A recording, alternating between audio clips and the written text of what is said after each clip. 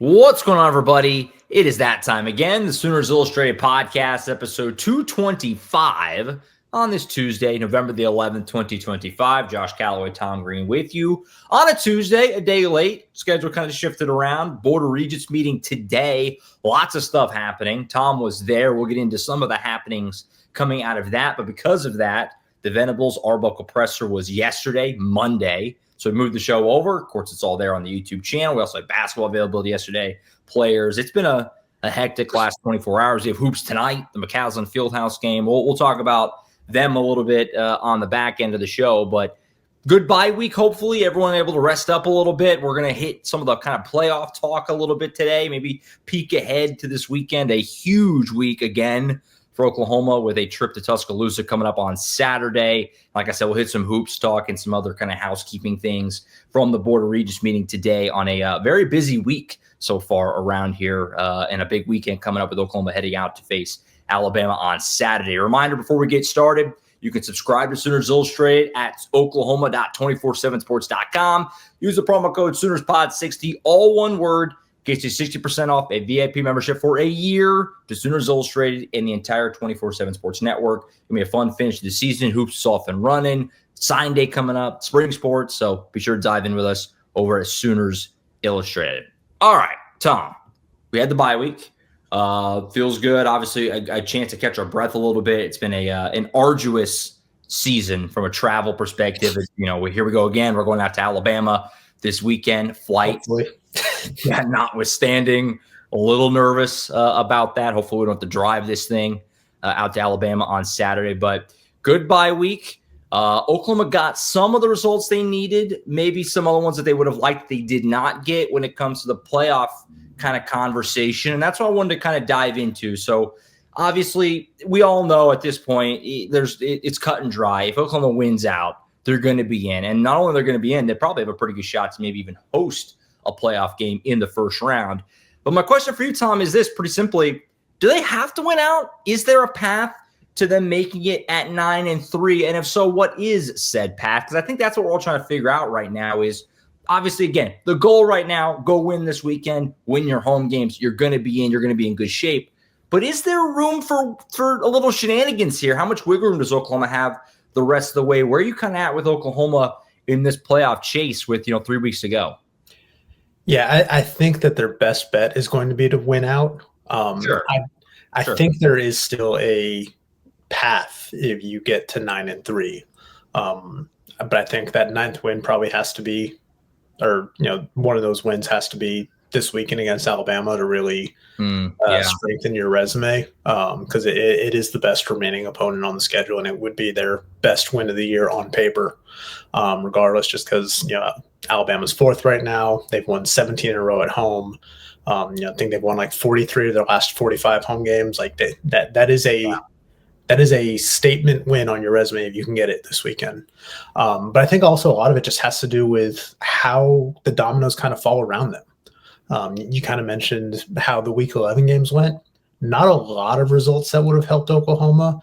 I mean, I think that the two that were probably the most helpful were Virginia and Louisville losing in the ACC. Just because the ACC picture looks kind of fuzzy right now. It's like probably a one-bid league, but there's a scenario where maybe the ACC even gets shut out because they're not guaranteed a spot. It is the 5 highest rated or 5 highest ranked conference champions, right? Not exclusive to power conferences. Right. So I think those results helped in some way, but then you still have Notre Dame looming ahead of them with 2 losses. If Notre Dame were to get a 3rd loss, that would certainly help probably an SEC team or a Big Ten team at this point trying to get in. Indiana and Ohio State, they're on a collision course for that Big Ten title game. You look at some of the other teams, like you probably need Ole Miss to stumble in the Egg Bowl and maybe even more, just because they have that head-to-head win against you. Again, if you can get that win against Alabama, that gives you a head-to-head win against one of the best teams in the field right now. That goes a long way, but you probably need some teams in front of you to slip up over these next few weeks, and that just didn't really happen in Week 11 when Oklahoma was off. It was a mostly chalky weekend. Yeah, like you said, the ACC, it looks like they're only going to get one team, probably. And now, is there a world where maybe Georgia Tech beats Georgia and then loses the ACC championship game. Maybe they back in, maybe, but that would be about it. It looks like they're going to be one bid, which is good. The Big 12, you figure right now, you still have BYU has the one loss. So you have to consider there to be at least two with Texas Tech, who just rolled BYU. Probably, yeah. Having at least a shot, right? A realistic path to probably try and get there. I've kind of swum back and forth on this because I thought before the season, I think we were kind of all in agreement, like 9 wins, nothing guaranteed, but probably a shot to make it. And it's like as the season kind of unfolded, I kind of started to cool on that and kind of thought, I don't know, I think they're going to get left out. And now I'm kind of swinging back a little bit, like maybe. And what's weird is what you brought it up is that how do you look at it? Because on one hand, I agree totally. Like if you beat Alabama, that's a huge resume builder. That'll be one of the biggest wins in the sport this year to go beat this Alabama team in their building. But that would also require you in a 9-3 world to have kind of a gross home loss. So it's like, what would be better? The more forgivable loss if you're competitive this weekend, then you go protect home field, or the good win, but then kind of an ugly loss. Because right now they don't have a bad loss. I mean, obviously you hate to lose at home, but Ole Miss right up in what are they right now? 6 in the CFP, and this is on Tuesday. New rankings come out tonight. Texas is number 11 right now in a neutral site. And I also wonder, what does the committee give Oklahoma any sort of not a pass, but like any sort of grace in the fact that was Mateer's first game back, and like you wonder that too. So like right now they don't have a bad loss. That's working in their favor. I would consider Missouri or LSU at home probably a bad loss at this point in the year. Right? So that's kind of that I don't know, that dynamic that's hard to figure out. And I do think they have a shot though. I mean, if things break their way, like you said, you're going to need some help. I think in the SEC, you're getting 5 teams at a max, right? You're not going to get more than 5. You're probably going to end up, maybe 4. 5 is the most you could hope for. Right now, A&M and Alabama are close to locks. Bama has 1 loss. So even if OU beats them this weekend, they're still in really good shape. Then you got Georgia, who's in great shape, and Ole Miss, who's in great shape. The issue is Texas. You need Texas to get out of your way. And if you're 9-3 and Texas is 9-3, I mean, what's your argument when you lost on a neutral site? So you need Texas probably to slip up twice, which is possible. They go to Athens this weekend, and they play A&M to close it. So you also have Vandy floating around, who's got 2 losses right now. They still have to play Tennessee to close out the regular season. So I guess the long and short of it is I don't think necessarily. Like they have a path to get there even at 9-3, but they would need some things to break their way. I mean, that's the obvious kind of conversation, but it's an interesting one. It's an interesting one. And that's the big question is what's better, 9-3 with a close loss to Bama or 9-3 with a win over Bama, but then kind of an ugly loss either to Missouri or LSU? Those are the kind of the questions that's hard to know right now. Yeah, I mean, I think like if you were to go 9-3, I think you take the win at Alabama as like the strong point on your resume, and then a close home loss to Missouri, a Missouri team that's probably just outside the top 25. Sure.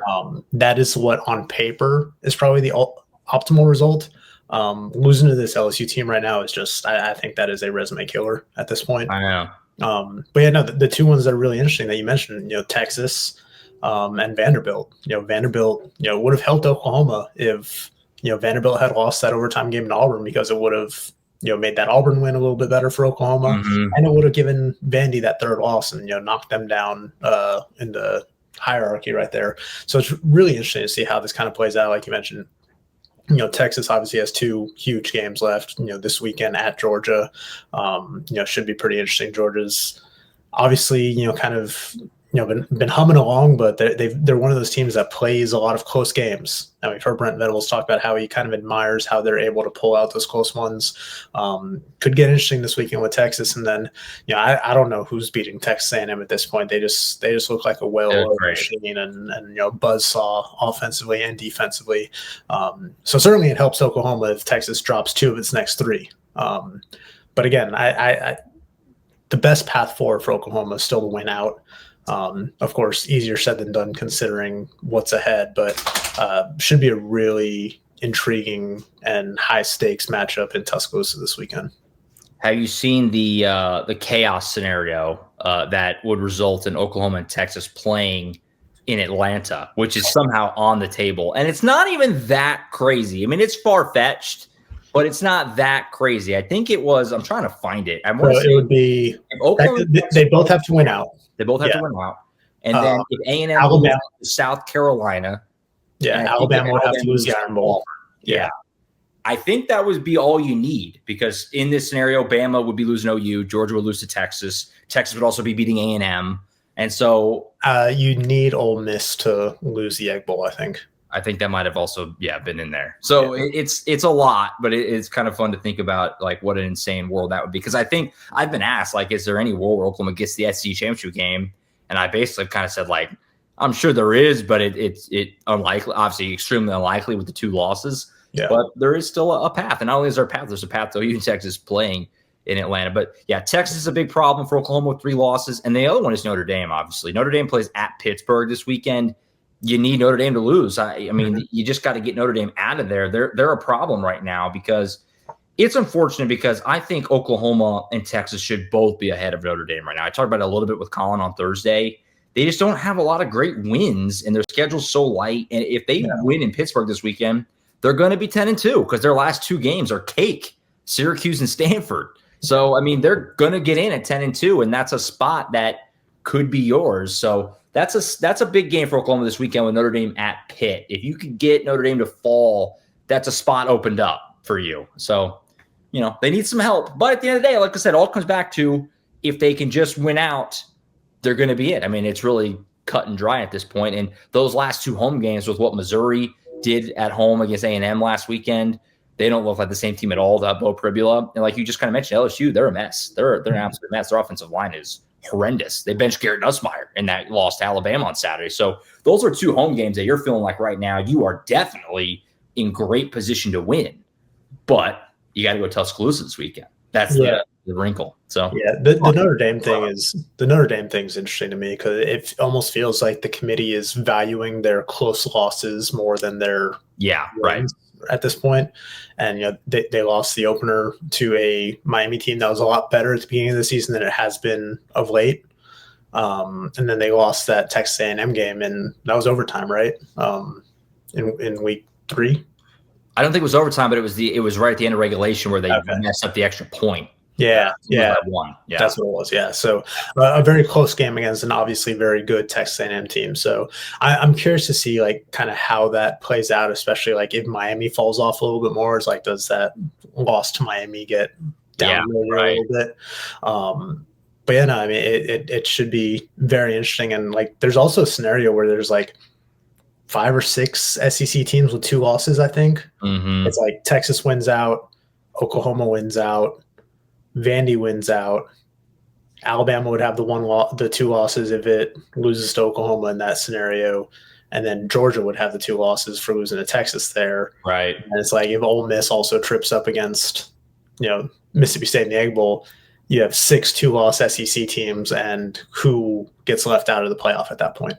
Right. No, it's kind of a jumbled mess, and you almost got some help with Oregon against Iowa. Oregon still has a couple of tricky games. They still have to play USC, but USC can even climb back into the conversation. And they got to go to Washington the year. Now, Washington just laid a disgusting egg, losing to Wisconsin on Saturday. But that's still a game in Seattle then the year that you wouldn't consider a gimme for Oregon out there. So there's a lot of football to go. Obviously, 3 weeks of regular season and then conference championship weekend. But the most clear and obvious path is Oklahoma wins out. And if they win out, they're a no doubt playoff team. And again, like I said, they're probably hosting potentially, which would be unbelievable to have a playoff game in Norman, obviously, if you could get there. Real quick, just kind of a little bit of a vibe check from you for this weekend. Where are you at with the game? I mean, we're going to pick the game and all that. We'll have the preview on Friday as always. But, Oklahoma, a healthy underdog this weekend. Have you talked yourself into Oklahoma winning this game yet? I mean, because it's – I didn't think they were going to win in Knoxville, and they did. And this is a taller task because Alabama's just a better team, simply.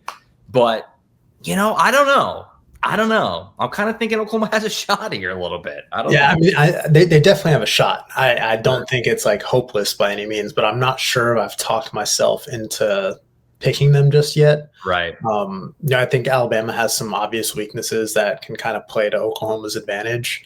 I think Ty Simpson's probably the best quarterback they'll face this season.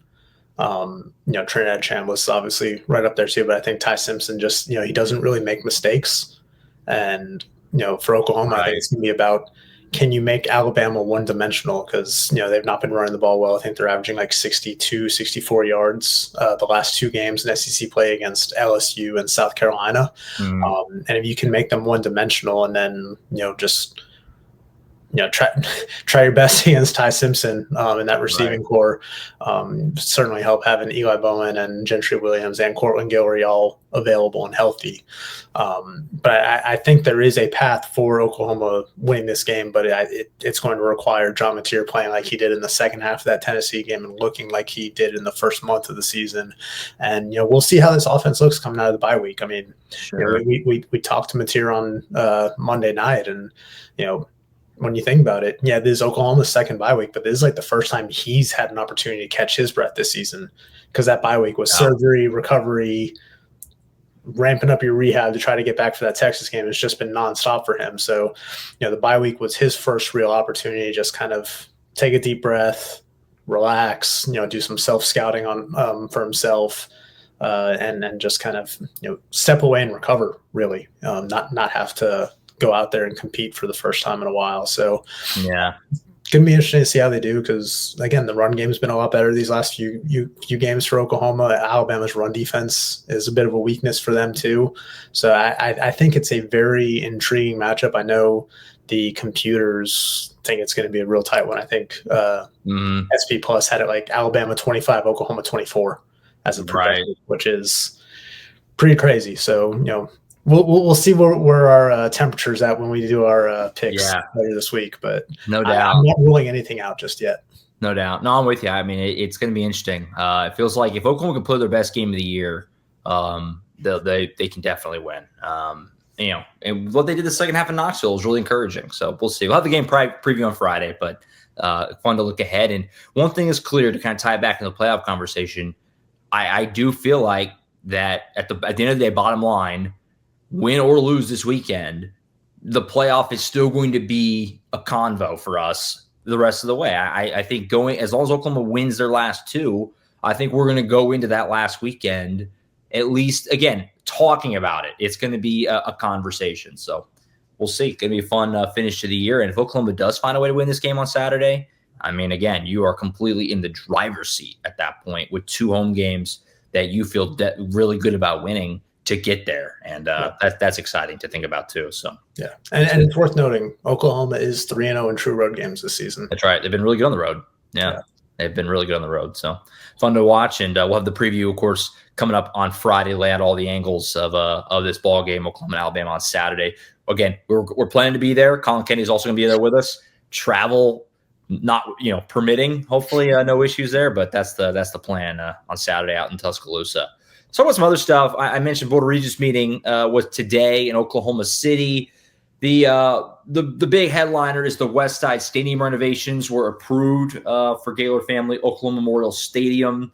Brett Venables talked about it a little bit at his press conference on Monday, basically saying it's a show of support, and everything backing and all that to the fans and the commitment to the fans and the players and the program. Tom, you were there. You caught up with Joe Castiglione and President Joe Harris.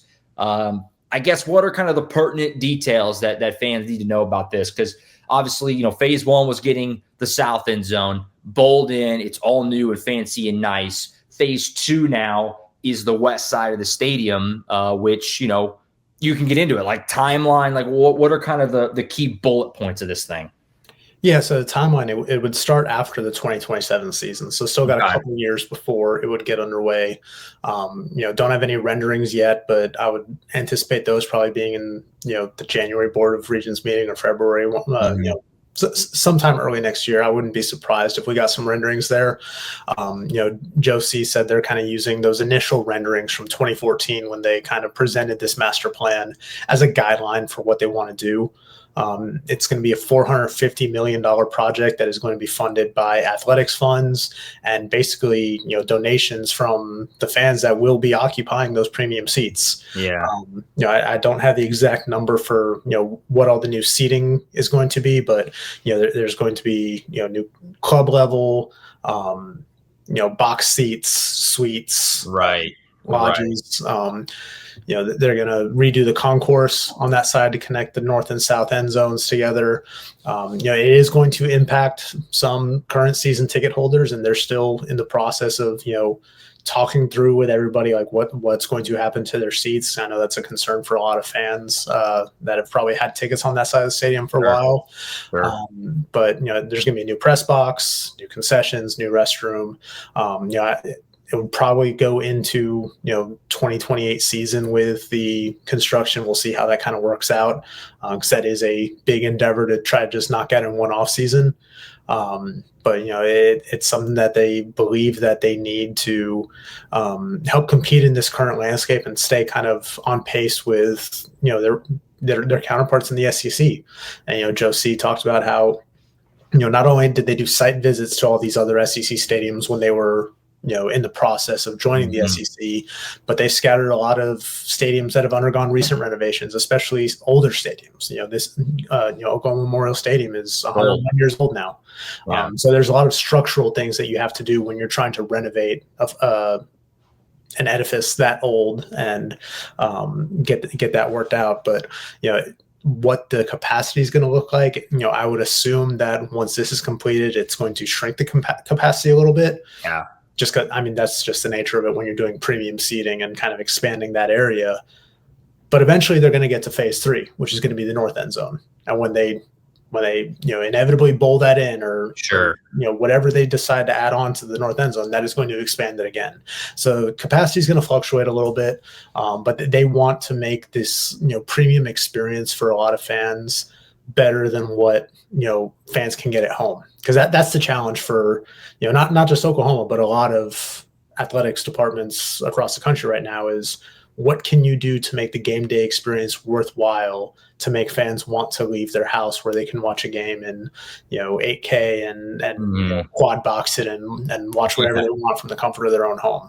But it's really for them about just trying to enhance the game day experience and find other means of revenue to bring into the program in this new age of revenue sharing with athletes, where you need to keep generating this to be able to distribute to keep your teams competitive.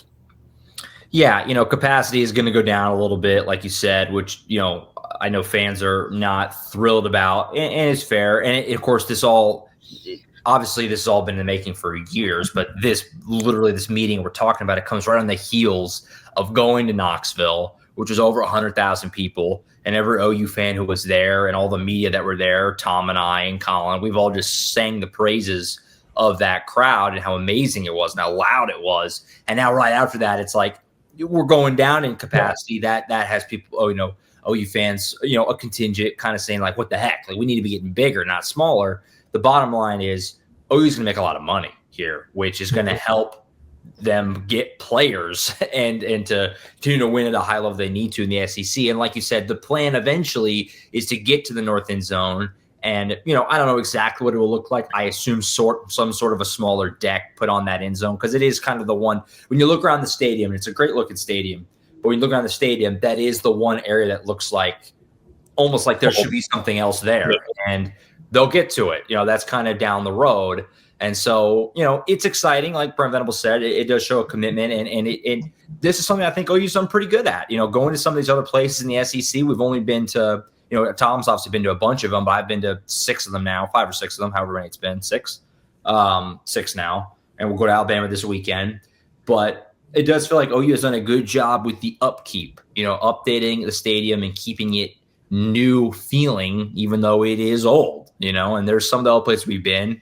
I won't put anybody on blast too much, that haven't done a great job of that. It was kind of like, this is kind of a dump in some areas, right? It's some of the places we've been the last couple of years. And so, you give Oklahoma credit for that. And so it is exciting. At the end of the day, it's an exciting thing, and fans will like it at the end of the day. There's some initial pushback now because the capacity numbers going down, and you're kind of the initial is like, oh, what the heck? But it's a good thing at the end of the day, obviously. So, yeah. And, you mentioned the timing coming on the heels of, that visit to Tennessee, and, you got another, palatial stadium coming up this weekend in Alabama, where they've done a lot of renovations in the last, 20 years, where that stadium is up over 100,000 as well, and you'll see it firsthand this weekend. Just kind of what they've done to make that game day environment better and expand that stadium. So certainly interesting. No doubt. I will also add to shout out OU baseball as well. Announced officially that they're moving forward with their plans for their stadium renovations as well. Sorely needed, obviously. Eldon Mitchell Park, very small facilities, way behind everyone else OU's competing with in the SEC. And they're addressing it. This has kind of been the wheels in motion, but they approved kind of the next phase of it for them. It's going to be renamed from Eldon Mitchell Park to Kimry Family Stadium. Obviously, the Kimry family basically paying for this themselves completely. Pretty much, their donations are essentially what's making this happen. And there are renderings. I posted them on the for our VIP members. I also tweeted them out on my Twitter account if you haven't seen them. But it looks great, right? It looks great. There's going to be some improvements made before this coming season here in a couple of months in February. But the plan is by 2028, those renderings to kind of be the reality, which is going to add a lot of seating, make the stadium much nicer, and then really most importantly for Oklahoma, far, far, far better facilities for the team and the players. It truly, I said it before, it's kind of amazing that OU gets the players they do and that they compete because their facilities are so far behind really but definitely everyone else in the SEC, but really pretty much everyone in the Power Five. And so it was sorely needed. The program has more than earned it. They went to Omaha a few years ago, played for a national title. They won the Big 12 2 years ago, had a pretty good first year in the SEC, got back to the tournament. Like, it's a program that's winning and it is earning some more investment. So shout out to, Skip Johnson and that program.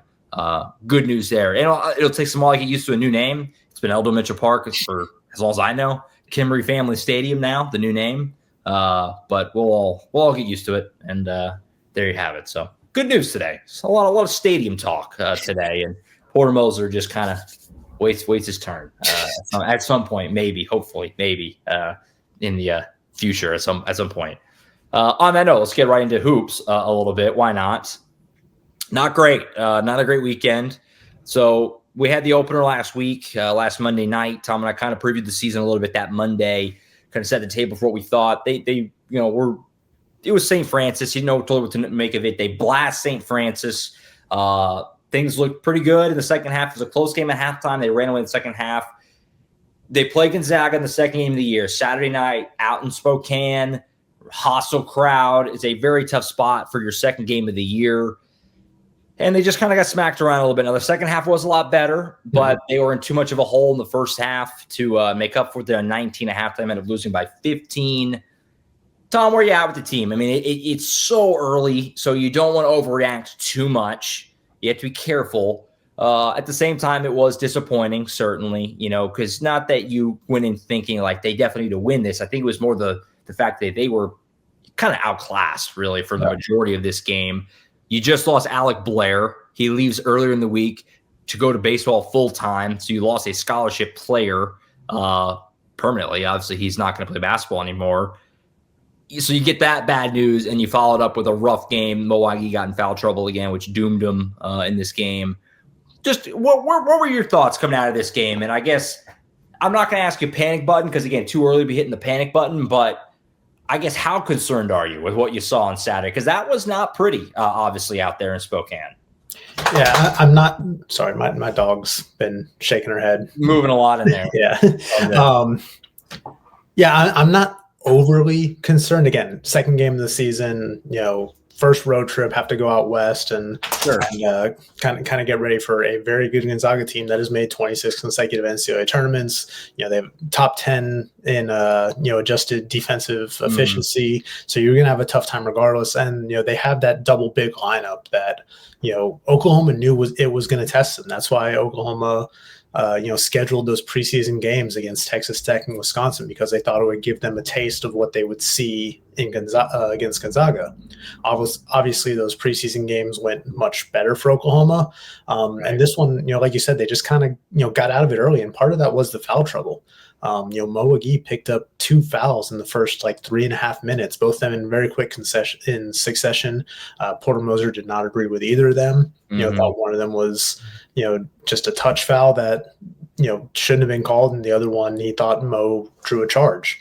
And once that happens, you don't really have any don't have any big men inside because Kai Rogers is coming off a minor knee injury and has to make game. Yeah, he has to make his first career appearance against a very good Gonzaga front court.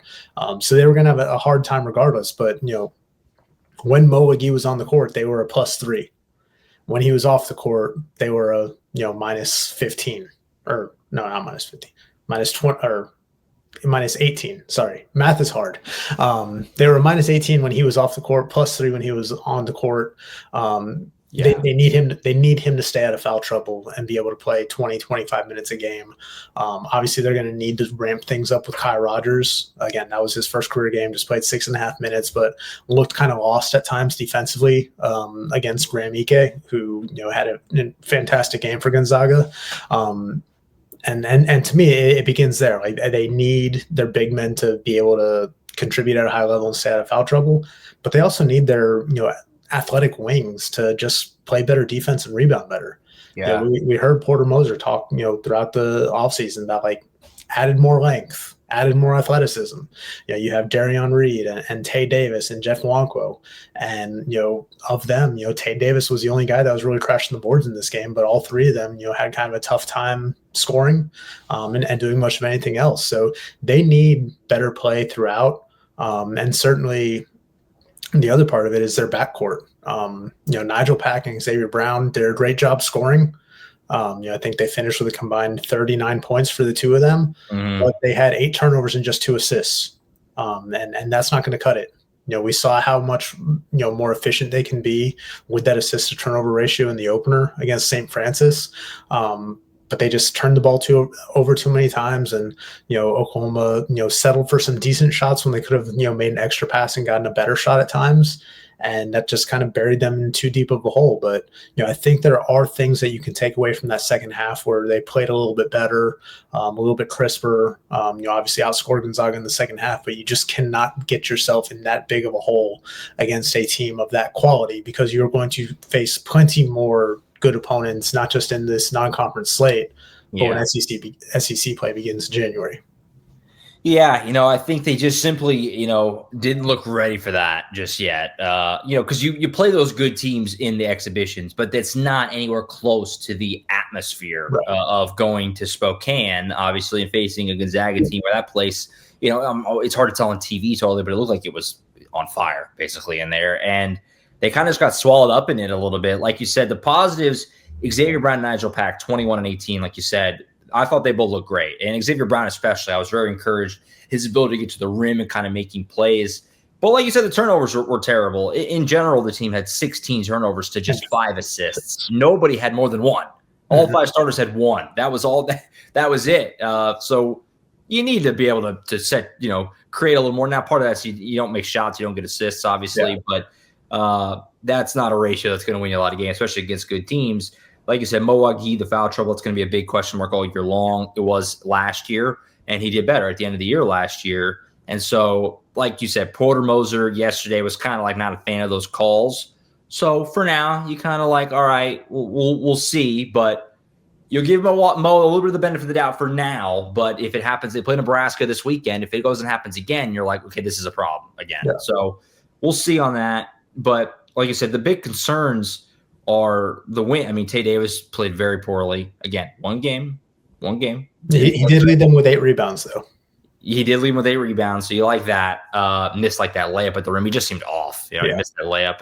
And Jeff Wanko didn't look good in this game either. Now, again, I keep saying it, very early. Okay, it's the first real game, right, that they played. And so you give everyone a little bit of time here, but we're hoping for a little more. A little disappointing to say the least. So we'll see where they kind of go from here. Koala Talk was awesome in the opener. Big step up from St. Francis to Gonzaga. I think you kind of saw that a little bit for him. Second game for him, right? Didn't play last year, redshirted. So, a new team, a lot of new guys. It just, again, you hope that they could have competed a little better because the first half of this game was not close. Second half much better, but when you're down 19 at the half on the road to Gonzaga, you're not gonna come back and win. So we'll see. McCaslin game tonight. Tom and I will be there at McCaslin Fieldhouse. which is That's a little different. It's kind of fun. They're playing a terrible team, obviously Arkansas Pine Bluff, but it's fun having the Catholic game. The student game is kind of cool. And another test this weekend. They go out to South Dakota to play Nebraska on Saturday night. It's basically right after the football game. They play Alabama. So an opportunity. You don't want to put too much on a basketball game in November, but it feels like that's probably a game Oklahoma needs to win, right, and get a little momentum back for kind of moving forward, because the schedule, they have more of these. They play Marquette on Black Friday. You got Bedlam, you got Wake Forest, Arizona State. There's some more big games coming, so you need to kind of start getting a little bit of vibes back. And so that's an opportunity this weekend against the Cornhuskers. So look forward to that. Any final hoops thoughts there before they play Nebraska? Big opportunity, obviously. Yeah, I mean, that'll be another early season test for them in a more confined neutral site. That atmosphere will probably be a little bit similar to what they're going to have tonight in McCaslin, just because it is a smaller venue. Obviously the crowd will be a little bit different, but should be interesting. I kind of wish we were able to make it up to South Dakota for that one. I know I have a couple friends who have covered games up there at the Pentagon, and they said it's quite an experience. But yeah, looking forward to catch that one after we cover that Alabama game this weekend. For sure. So we'll see what they do this weekend. Opportunity to get back on track a little bit, but a bit of a humbler with Gonzaga on Saturday. As for the women, real quick here on the back end, they played UCLA last night. I'm trying to figure out what to make of this, because this is a tough game, obviously, to go. They played in Sacramento, so it wasn't at UCLA per se. Obviously in California, heavy UCLA crowd, as you would think. So not a true road game, but road-ish, road light, if you will. UCLA number 3, obviously in AP top 25. 59 points is what jumps out. That's very low for Jenny Bronchek. This is a team that scores 90, 90 plus pretty routinely. Just struggled. You look at the shooting numbers in this game. Sarah Williams, 4 of 17. Aaliyah Chavez, 4 of 16. They shot, 4 of 16 from 3 as a team. Not pretty. And they didn't look especially sharp in their opener either. They missed a lot of free throws in the season opener against Belmont on Monday. I was at the Lenoble Center for that one before the men played afterward.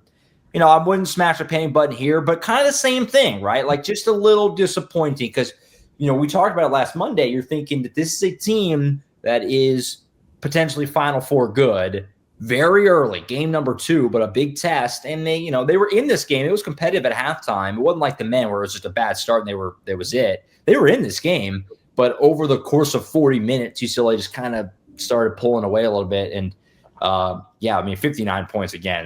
They really struggled to get some good offense going. And so a bit of a wake-up call, I think, for that squad and maybe some things to work on moving forward for them as well. But same thing, kind of almost disappointing a little bit. Yeah, and again, they're a team that has some youthful pieces that are probably they're still probably trying to feel some things out and get settled. So again, with both these teams, I don't think it's time to hit the panic button by any means. It's early in the season. Teams are trying to figure some things out about themselves and their own identities. But plenty more tests to come for both of them. No doubt. So we'll see what they do the rest of the way. They play a wild schedule. I don't know, Tom, if you really peruse this for any reason, but they just played last night. They play tomorrow night against Kansas City. They play Friday against North Alabama. They play Sunday against Western Carolina. 4 games in a week? 4 games in a week. 4 games in 7 days. Just unheard of in college basketball. Completely unheard of. Also, that Western Carolina game is on the road. So I don't know how that happens. And then, then they come back home for a couple of bye games the week after that. But very weird schedule. They played 4 games this week. Very weird schedule. A lot of opportunities to kind of, work on some things. And I would also, the Aaliyah Chavez thing, obviously 2 games. She's a true freshman. I know there was so much hype that it was almost ridiculous. I still feel like you could see it. That first possession on Monday, it was like, oh, looks a little different. She's not shooting real well. Just give her a little bit of time. I mean, geez, the reaction already of this girl not living up to the hype. It's been 2 games. Like let's relax a little. I know that there's so much excitement there. I totally get that, but give her a little time to kind of figure things out a little bit would be my advice there. So we'll see what they do the rest of the way. But a disappointing game a little bit last night for them as well. I think that's it. We look ahead, obviously. Colin will be back with me on Thursday. We'll hit some recruiting stuff, obviously, and kind of whatever else is going on that we want to get into on the Thursday show. Back for game preview on Friday. Tom and I, Colin might join us for that. I haven't established that just yet, so look out for that, though, on Friday. We'll set the table for Oklahoma, Alabama on Saturday, and then we're all going to be there, hopefully, in Tuscaloosa for another massive game. This is the SEC, man. It's awesome. Just big game after big game, but this week is huge. There was some debate, and we talked about it last Monday, of was the Tennessee game the best win of the Brent Venables era? I won't pose that question if they win. It is. Like, there's no conversation if they go win in Tuscaloosa on Saturday. So huge opportunity for this squad, to say the least. I'm looking forward to it, and hopefully we don't have to drive it. We'll do it if we have to, but hopefully we don't have to. So that's my final thoughts, my parting thoughts. Back with you on Thursday, two of us, and maybe Colin with the game preview on Friday. That's it for now. We'll see you in Norman tonight for the McCasland Fieldhouse game. For Tom Green, I'm Josh Callaway signing off for now. We'll see you next time right back here as always on Sooners Illustrated.